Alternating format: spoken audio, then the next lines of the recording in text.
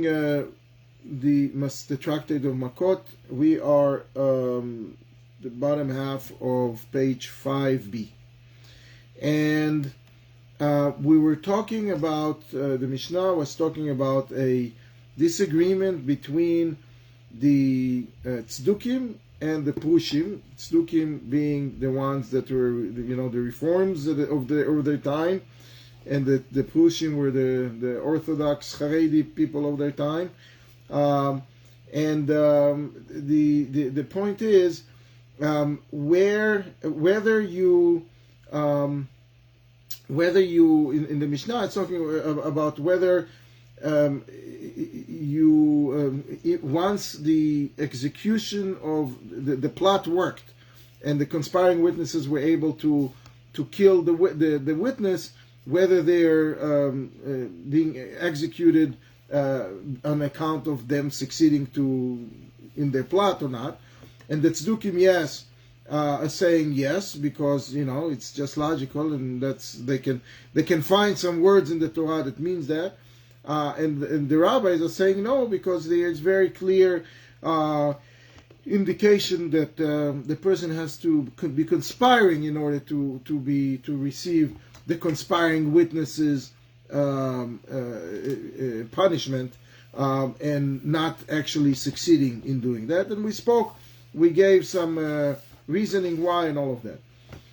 What we're going to learn now is a story that is very much related and happened at the same time, and it happens about a different disagreement of the tzdukim and the prushim. Okay? And let's just step back for a second and give you a little bit of a quick overview as to the time and who are we talking about. So, right after the end of the exile of the 70 years exile in Bavel, and basically the end of the era of the Nevi'im, of the prophets.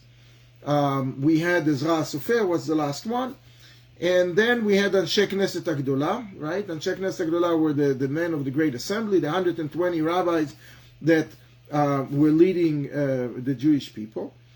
And after that, as they were dying, they didn't replace them, like in any other parliament, right? They didn't replace them. And when the last one died, that was the end of an era. And when that era ended, when the last men of the Great Assembly died, started a new era, the era of the couples. Okay, there were 5 couples. Now, the couples were basically two, like Bet Shammai and Bet Hillel type. The last couple is actually Shammai and Hillel, but there were two schools of thoughts, and this is when the machloket, when the disagreement became officially allowed and officially a reasonable thing to with the Jewish people, amongst the leadership of the Jewish people. It's okay to have a disagreement. Until then, there was one leader, one opinion, one way of doing things. And at that point, when we have the couples, it was officially 2 that are disagreeing, and they're both leaders. One of them was the head, and one of them is the vice head, the head of the Beis Din, and then the Sgan, and so they. This is when the disagreements became, the machloket settled amongst the Jewish people. The third of those couples were Shimon ben Shatach and Yehuda ben Tabai. Yehuda ben Tabai, as you see here, if you see on the screen, that's the person we're going to be talking about. That's the person we're going to be talking about. Why does it work? 1 second. This is what I want to do. Okay. So, Rab Shimon ben Shatach was the main guy, the head, and Rabbi Yehuda ben Tabai was his second in command. Now, what happened in those days, the tzdukim were very, very much in power. So much so that the king was from the Tzdukim. And he hated the religious people like there is no unbelievable. He basically said, anybody who is Orthodox, who is Haredi, just kill him. Just kill him. And he was trying to eradicate all Orthodoxy because he had the power, he was the king. Rab Shimon ben Shattach, which was one of the couples, which was a big tzaddik, which was, he was a Haredi guy, a Polish, right? He happened to be the brother of the queen, Shlom Tzion HaMalka. So the brother, the king, was the guy who wanted to kill everyone. His beloved wife, Shlom Tzion HaMalka, was the sister of Rav Shimon ben Shattach. So she helped her brother and told him, and he ran away. And then afterwards, he came back and he became the head of the Jewish people. So it was a bloody time when religious wars were like really, really, in front of you, in your face. And it was very important for the Haredim, for the Pushim, not to give an inch, not to move, not to budge, because when it starts going downhill, it will sweep the entire nation, and that will be the end of Orthodoxy. That will be the end of the Jewish people as we know it. And within the Tzdukim didn't last. Within a couple of generations, not couple, probably 5-6 generations, they're gone. There are no Tzdukims today. So what happened was that every little discussion and every little machloket over there was very, very fierce, even about something, which is small detail. Now we're going to talk about the machloket. It was not a small detail, but it was very, very fierce. Just so you understand the times, the Rab Shimon ben Shattach, which is the head guy of that generation, at one point he discovered that there are 80 witches in Lud, I think, in one of the cities in Israel. He found 80 witches, and and it was all encouraged by the Tzdukim. And in order to create deterrence, he hung them all in one day, all 80 of them. He finished their sentencing and hung them all in one day, even though there is a clear halacha that a Beis Din is not allowed to kill more than one person a day. Because it's, and a Beis Din that kills a person, they have to go and fast, and it's not a simple thing. They're not going to the bar after they convicted someone to die. But here there was a special time and a special need, so he made 80 people were killed in that day. So that's the era. Now let's go and talk about what happened here specifically. So the guy, the second in command, Amar Rav Yehuda ben Tavai, the second in command, just so you understand him as well, when he was a very, very super humble person. He was a very nice person and a humble person, and he was running away from honor. He was running away from he didn't want any positions. When he was told that the rabbis want to make him the head of the generation, like the second in command to Rab Shimon ben Shattach, he ran away to Mitzrayim. He wanted nothing to do with it. I'm out of here. I don't want this. And he ran away. And they had to send after him and convince him, and finally convinced him and came, and and they brought him in. In order to understand the real story, we have to understand the people. That's why I'm telling you all these stories. So, Amar Rav Yehuda ben Tabai. So Rav Yehuda ben Tabai, this nice guy, he says, "ראה בנחמיים לא הרגתי את זומם להוציא מליבם של צדוקים שהיו אומרים אין עדים זוממים נהרגים עד שיהרג הנידון." So Rabbi Yehuda ben Tabai is saying to himself that he's sort of cursing himself. I'm not going to be eligible or merit to see the coming of Mashiach it's a saying to it's like a not a curse, it's a swear that he is really strong in his opinion, and he proved his opinion. And what did he do? What was the proof that he did? Im lo harakti et zomem. He killed one conspiring witness, leotzi milibam shel tzdukim, in order to show the tzdukim, in order to show the reforms of that generation. What they said, the tzdukim said, that if you find the conspiring witnesses, if you find that they were conspiring before you kill the person, the accuser, then you don't kill them. You only kill them if you ended up executing, if they were successfully in their conspiration. Okay? But if they were not successful, you wouldn't kill them. That's what the tzdukim said. And the Orthodox, the Haredim, the Prushim, they said the opposite. That if you find that, as we mentioned before, if you find it before he killed, then you kill them. If you actually killed the convict, you don't kill the conspiring witnesses. So Rabbi Yehuda ben Tavai said that he actually, in order to make a point, he made sure that when there was a situation of a conspiring witnesses situation, a conspiring witness, he killed that conspiring witness in order to make sure that the tzdukim know that they're not right, that their opinion is incorrect and it's against Torah, and he wanted to set the record straight by actually doing the right thing. So that's the story. Now, what happens is, Amar lo Shimon ben Shatach. So Shimon ben Shatach, who was his couple, right? Shimon ben Shatach was the head of the Jewish people, and he was, he was there as well in the area.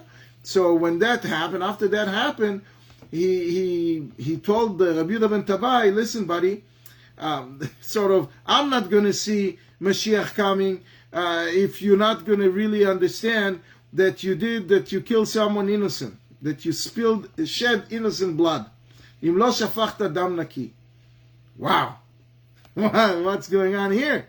So Rab Shimon ben Shatach is telling, they're both Orthodox, they're both, Prushim, and one is telling him he did something. What was wrong? It was something else was wrong. The main thing that Rabbi Yehuda ben Tavai wanted to prove is correct, that tzdukim were wrong. But there was something else that he did wrong, and that is, שהרי אמרו חכמים and עדים זוממים נהרגים עד שיזומו שניהם ואלוקים עד שיזומו שניהם. The rules of conspiring witnesses is that they are a couple, they are a set. You cannot separate, and it's not only that, we will see in the next Mishnah, it's not only applicable to conspiring witnesses, it's applicable to any witness. They're set. And therefore, you don't kill the conspiring witnesses unless both of them became conspiring witnesses, and both of them were convicted and killed at the same time. You cannot just say what happens if two witnesses come to court and give a testimony, and then you have another set, the second set of witnesses coming and saying, one of those first set witnesses, one of them was with us in Florida. The second one we don't know, but one of them was. So one of them became conspiring witness. Okay? So what do you do with one conspiring witness? The answer is nothing.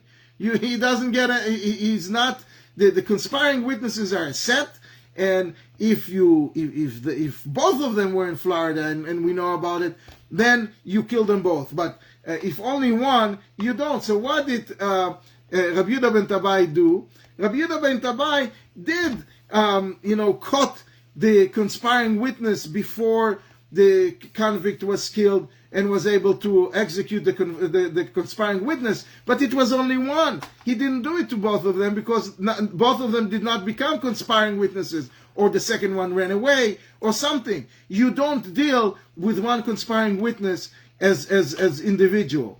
And Rab Shimon ben Shatach told him, listen, this is not the halakha. So you proved one thing, but you caused a whole bunch of damage. This person is dead now and is innocent. So what happened to Rabbi Yehuda ben Tabai? Rabbi Yehuda ben Tabai took that to heart in a very, very, very serious way, and he, for the rest of his life, was uismensch, as we say it. He was not, he felt he couldn't, come back to himself, and for the rest of his life, he would do tshuva, just tshuva, all tshuva on this one mistake that he made. Can you imagine if today, a judge is being told that he made a mistake? What do? Okay, move on. But not in those days, and not these kind of people. So he decided that he is never going to hold court. He is never going to give any psak halacha unless he is doing it in front of Reb Shimon ben Shattach, who Shimon ben Shattach was above him, right? He was a head guy, but he is allowed to give psak halacha, right? He doesn't need to. You don't need the top guy for everything. But Rabbi Yehuda ben Tabai says, no, I made such a terrible mistake. I'm not sitting in court. I'm not giving any halachic opinions and rulings unless Rab Shimon, in front of Rab Shimon ben Shattach. And on top of it, so that's number one that he did. Let's stop the bleeding. I'm not making any more mistakes. The second thing that he did, וכל ימיו של רבי יהודה בן טבעי, היה משתטח על קברו של אותו אוהד. He would go every single day to the grave of that man that he arranged to kill, right? That conspiring witness, who definitely wasn't a nice guy, because there are two people who gave testimony that he conspired to kill someone else, right? So a nice guy he wasn't. But because Rabbi Yehuda ben Tabai made a mistake, and this guy was killed, not incorrectly, unjustly. So Rabbi Yehuda ben Tabai came to the grave and would pray in that grave, Vaya kolo nishma, and the whole city would hear how Rabbi Yehuda ben Tabai's voice sounded from the grave, from the cemetery. The wind would carry the voice, and they would hear every day how he's crying and begging and asking for forgiveness. Because it was such a weird situation, and voices that coming from the cemetery every single day. The people who heard it, they didn't go to check. Who would go to want to wander into the cemetery to look? So they thought that the voice is the voice of the dead person. וכצבורים העם לומר קולו של הרוג אמר. קולו של הרוג. So they were thinking that it's the dead person's neshama or whatever is making these sounds, haunting the whole area. So Rabbi Yehuda ben Tabai said, listen, what are you talking nonsense? It's my voice. Amar koli sheliu. And how would you know? Because tomorrow, when I die, lemachar hu met, he didn't say I, because a person should not say about himself, but he said, tomorrow he dies, he means the meant about himself, and kolo nishma, and you will say the sound will not be heard anymore. So that will be a proof, when Yehuda ben Tabai is gone, the sound is gone, it's a proof. So here there is it's a side note. Amar leRavacha brei de Rava leRavashi. So years later, when they were putting together this story in the Gemara at the time of Ravashi, so the Ravacha, the son of Rava, told Ravashi, listen, maybe it was the sound of the person, and the reason he stopped, the sound stopped when Rabbi Yehuda ben Tabai died, is because at that point when Rabbi Yehuda ben Tabai died, he came in front of God, to the court of God, right? After a person dies, they go to court in front of Hashem.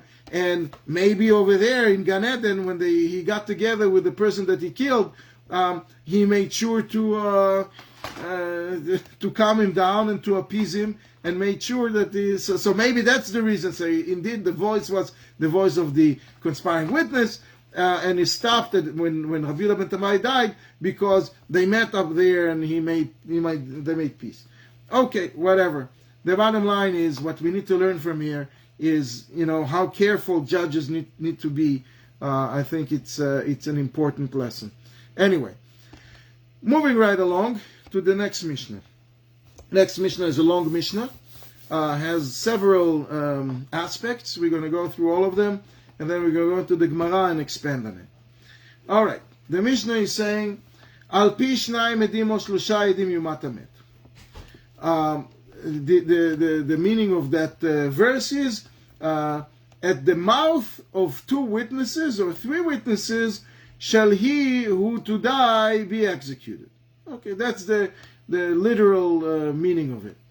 What is this verse? This verse is actually the opening verse of the whole discussion about conspiring witnesses in the Torah.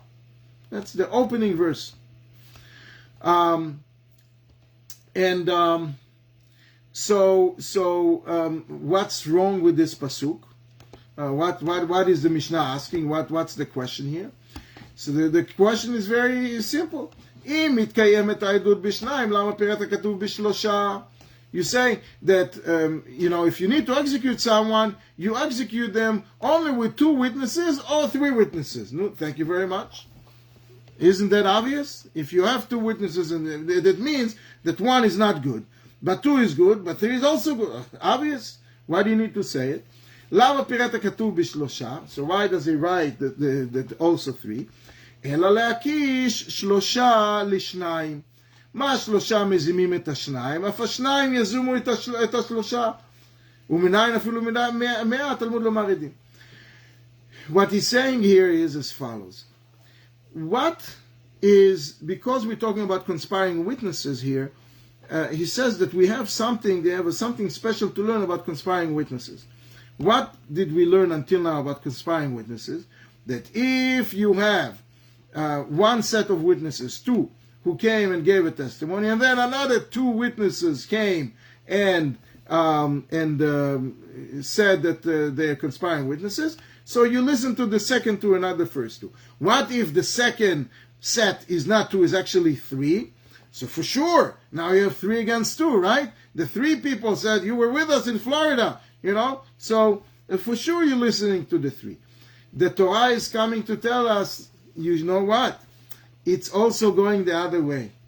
If the first set is 3, and then you have 2 people who come and say that these 3 people were with us in Florida, they have the ability to make them conspiring witnesses. Not only 3, even 100. So if you have 100 people testifying something, and then 2 people showing up and say, hey, all those 100 people were with us on a boat in the ocean, when that happened. So then you listen to the 2, and all those 100 die. If that's what they, that's the case. So this is what the pasuk is coming to tell us, that two witnesses are really a set, and we know this is a very very fundamental rule that you have that we look at witnesses as a set, especially when you're talking about capital cases. When you're talking about monetary cases, 1 witness has some power. When you're talking about capital cases, 1 witness has 0 power, and 2 witnesses are considered one good testimony. So you treat them as 1 unit. Now, so that's one thing that we learn in the Mishnah. The second thing that we learn in the Mishnah is, now, so in what way we're learning it? What is the method that we learn it? The method is Hekesh. Hekesh, how do they translate Hekesh? Hekesh is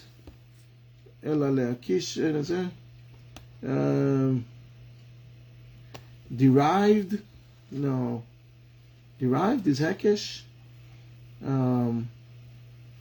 Juxtaposition.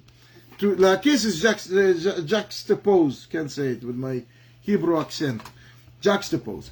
What does it mean? Because you have those two words or two ideas, two type of two type of things in the pasuk, and you write them one next to the other. You makish, you juxtapose them. You say that they have the same rule. So 2 and 3 have the same rule, meaning a testimony of 2 people is as strong as a testimony of 3 or 100. They're all it's one unit. It doesn't have much more weight than 2. That's the ruling. So Rab Shimon is taking this juxtaposition and he's saying that he's learning an additional thing. What does he learn? This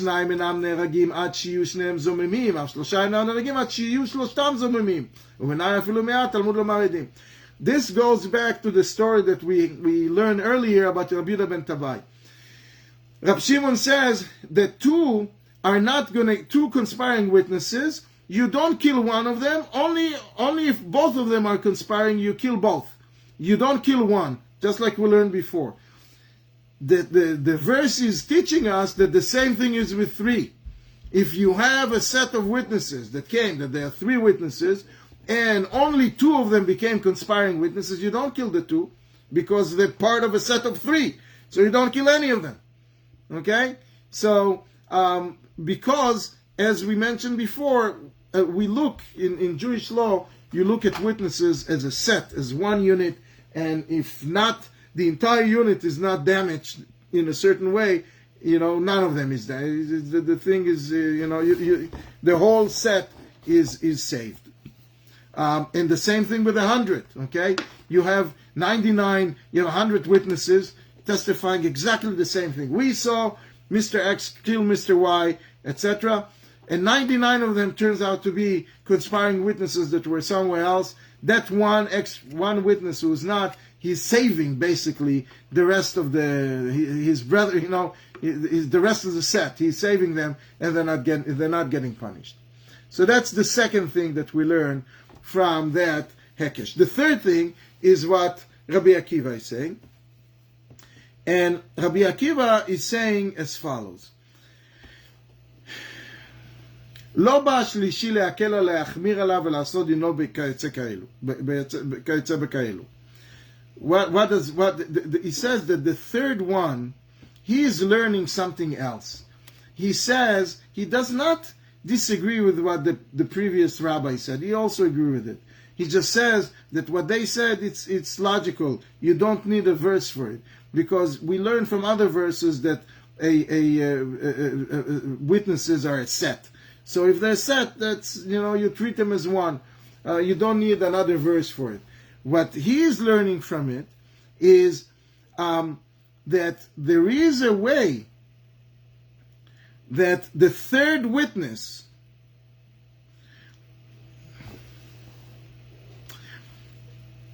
So what we learned before from the verse is that the third witness, who is not becoming conspiring witness, he's making it easier on the previous 2. Right? He's saving them. He's making it easier on the previous 2. Rabbi Akiva says that's not what the pasuk is telling us, because that we know from logic. What we learn from here is that the third witness has an extra severity to it. What is the extra severity that the third one has? It says it's if you had a situation where 2 witnesses came to court and they gave testimony, and later on they became conspiring witnesses, but we're not there yet. After they gave the testimony, a third witness walks into court, and a third witness is adding themselves to the testimony of the 2 and say, hold on, I'm also part of it, I was also there, and I also saw it. And it turns out afterwards that those 2 witnesses are false witnesses, they're conspiring witnesses. The 2 are becoming, are really, not telling the truth. So even though, but the second set of witnesses then came and said that all three of them, the two that came originally and the third one, all three of them were with them in Florida. So one can think to say, because the third one just came later, even though he's a liar as well, but he's not part of the original set, so don't kill him, don't consider him as part of the set. Come Rav Akiva and say, no, because he attached himself to those hoodlums, he basically decided that he is tying his fate with the bad guys, so definitely he is going to get punished as well. And that's what the Pasuk is teaching us. Okay. Now, then the Gemara the Mishnah is adding something very, very interesting. It says, imagine that if the writing in the Torah is stating that that someone who is attached themselves to the bad guys are getting punished so severely, definitely those who attach themselves to someone who does charity definitely are going to be rewarded many, many times over. And the commentaries here are mentioning that there are two verses, okay? There is a verse that talks about how God is really keeping all of the goodness that He can give. He is holding it in store for someone who did charity. He says, "Notzer chesed la'alafim," right? You're familiar with that. I say, "Notzer chesed la'alafim," that God is reserving the mercy for thousands of generations. For thousands of generations. Meaning, if someone does something good, all of his generations, all of his kids, grandchildren, etc., all of his offspring, for 1,000 generations, will be rewarded for his good deeds. On the other hand, when we're talking in the same verse or the verse later, we're talking about how much God is holding someone sinned, for how many generations God is holding an account against the sinners. It says, "Poked avon avot al banim, al bnei banim al ribeim, al shilishim al ribeim." That God is making the kids pay for their parents' sins, and for their grandparents, and for 3 generations, and for 4 generations. So for bad, God is keeping track 4 generations. For good, 1,000 generations. So that's that's what the note that we have here that we got to keep in mind. Okay.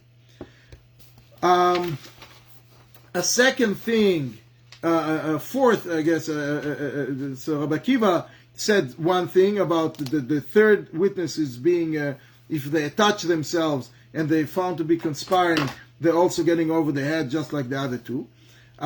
And then he's saying, "Uma shnayim nimtza echad mehem karov pasul ledatam betela, af shloshayim nimtza echad karov pasul ledatam betela. U'na'afu miyat talmud u'maredim."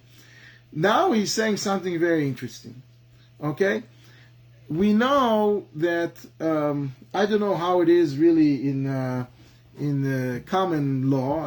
Actually, I do know. I mean, someone who is a family member, they can testify in common law, right, in court. A brother or father or son, I mean, they can come and testify against the defendant, right? There's a spousal immunity. Spousal immunity, but what about a brother and a father and a brother can testify? Okay. Brother, son can testify. Everybody can testify. Okay, so except the spouse. A spouse cannot or may not. They can waive their privilege and they can testify, but there's a difference of opinion sometimes, but it's generally accepted that even the defendant can assert the spousal privilege and prevent, although everyone's going to draw a negative inference from that. I see. Anyway, in Jewish law, it's not so, and a relative is not allowed to testify, and if you have a set of witnesses, 2 witnesses, and one of them is a relative, the whole set is thrown out of court. So, a brother came with a friend, and they testified that, that the brother killed someone or whatever, or you owe money for that matter, you don't accept, the entire set is being thrown away. Now, what Rabbi Akiva is saying as well, because we are juxtaposing 2 and 3 together, the same thing with 3. You have 3 witnesses walking into court, and they're all testifying the same thing, but one of them is a brother or a son. They caused the entire testimony to be thrown out, so you don't listen to him. And the same goes not only for a relative, the same goes for someone who's pasul. There are several people who are not allowed to be witnesses. They're not valid witnesses. Someone who's not of age, someone who's not of sane mind. You have several people who are not accepted as their testimony is not accepted. So if they come as part of the deal, as part of the set of the testimony, they kill the other testimony. And even if it's 100, meaning you have 100 people and one of them is a relative or one of them is a minor or not allowed in some way to be a witness, they ruin the entire testimony. Now, what does Rabbi Yossi say? Rabbi Yossi say, listen, the fact that you're saying here that a brother or is really not allowed to testify, and therefore they ruining a relative is ruining the entire testimony. It's only applicable when you deal with capital law, with capital punishments. But if you deal with monetary law, it's you just throw this guy out, but the rest of them not. And Rabbi says no, both laws. If one of the set is bad, you don't accept it. Now, what is the reasoning behind both of them? What is the logic behind them? So, Rabbi Yossi is saying that when you talk about capital punishment, there is a special verse that says, "V'itzilu ha'edah et harotzeach," that the community have the obligation to save the murderer. It sounds very harsh when it's taken out of context, but what's happening is we're talking about someone who killed, they didn't mean to kill, and they had to run away to a refuge city, right? So the community has to provide for a refuge city. So it says v'itzilu, that we have to save the murderer, because we have such a strong leaning towards not killing people. In Jewish law, to kill people is a big problem. I mean, they have all the laws for it. It's all in the books. But we try not to get there. We try to figure out a way to not kill. The Beis Din is trying to figure out a not to kill. A Beis Din that killed one time in 7 years, and some say one time in 70 years, is called a killer Beis Din, which we stay away from. Anyway, so Rabbi Yossi says that when you talk about capital punishment, okay, I understand, because we have the community has a responsibility. But what happened in the monetary law? In the monetary law, we have an exception, and what's the exception? If one witness shows up to court and there is a monetary dispute, one person is saying that the other guy owe them $100. They're lending or they sold, whatever. And one guy owes the other guy $100, and come a one witness and says, yes, it's so. He owes him $100. So you don't take his side. you don't listen to the witness, because he's in Jewish law you need a pair in order to make it a valid testimony. But what he can do, he can force the other side to swear. What is the whole point of swearing? The whole point of swearing is swearing in court. It was done near the Sefer Torah, and it was a serious matter, and there are great punishments that are being given to someone who's swearing in the Sefer Torah, in the name of the Sefer Torah, falsely. So the people were really scared of doing that. So one witness can force the other side to testify. He's as good to swear. So if one brings a witness, the other side can swear, and then they counter the witness, and they get cut. Their side wins. But so what do we see? We see that one witness does have some strength. So if he has some strength, you cannot treat in monetary law, says Rabbi Yossi, the two witnesses, that one of them is a relative and therefore is invalid witness. You cannot treat the whole set as thrown out of court. You treat it as one witness, and that's okay. Because in monetary law, one witness has strength of sorts. You don't want to lose that. Rabbi says no. Rabbi says that both of them are, because we deal. There is another juxtaposition in Masechet Sanhedrin where you compare monetary law and capital law, that there are a lot of similarity between the two, and you say that there are a lot of things that are similar in the way you accept witnesses, and he said this is one of them. So that's the story of Rabbi. Now, ve'ematai. However, when do we disqualify the witnesses in order to void the entire testimony? Says Rabbi, is only when you forewarn them. Okay, what is the idea of forewarning? There is another law on the books by us that in order to punish someone with a capital punishment, they need to be forewarned before. And they need to be forewarned with witnesses. So the two witnesses who came and say, so-and-so, desecrated the Shabbos. And we also, forewarned him before. So then the person was forewarned, and he, within a short period of time after the warning, he actually did it anyway. Then he did it really, he got what he deserved. Okay, that is the story of forewarning. So what he's saying here is that if you have a set of witnesses that are bad witnesses, right? That are good witnesses, I'm sorry. And then you had a third witness joining them, okay? And I'm sorry, I confused something here. I'm sorry.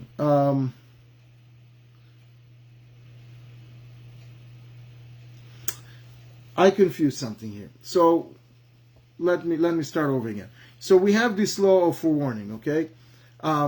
Now, when do we say that if one of the witnesses is invalidating, is invalid, so they invalidate the entire testimony?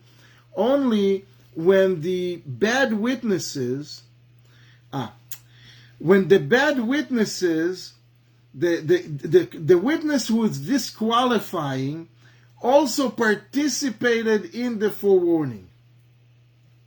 If the witness who is disqualifying the set participated in the forewarning, he basically, by doing that, he told us that he really mean to be a witness to that act. And therefore, because he mean to be a witness to that act, he is part of the set, and therefore because he is disqualified, the whole set is disqualified. But if he didn't, if he just saw it, if he just saw the event, he happens to be there, to standing in the corner and saw that happened. He didn't forewarn anybody. He was just there. So he does not, even though he comes to court and testify, he didn't really, he's not able to disqualify the other witnesses. And the Mishnah, and we will finish with that, the Mishnah is giving us an example why. Because what happened when you have three people that saw a murder? Two of them are brothers. Okay? They saw it. They didn't mean to be there, they just saw it. So by definition, there is no testimony here. If one of the witnesses is disqualifying because he's a relative of another witness, so both witnesses are disqualified, right? So by virtue of two brothers seeing something, they can't testify in court at all, because the whole testimony will be thrown out. And that's not so. We know that that's not so. What do you do in this case? One brother stays home, and another brother just come to testify with the second witness, right? With the third person who was there as the second witness, and then they're not disqualifying it. But if we say that as long as there is a third witness that saw it, and he is disqualifying, then we will not be able to convict anyone that any event that happened when you have two relatives in there seeing it, right?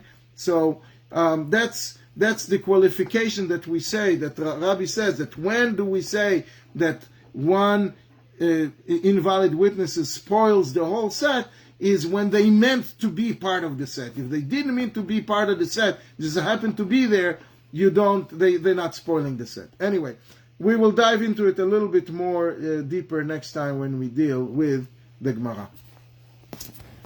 All right? Yeah.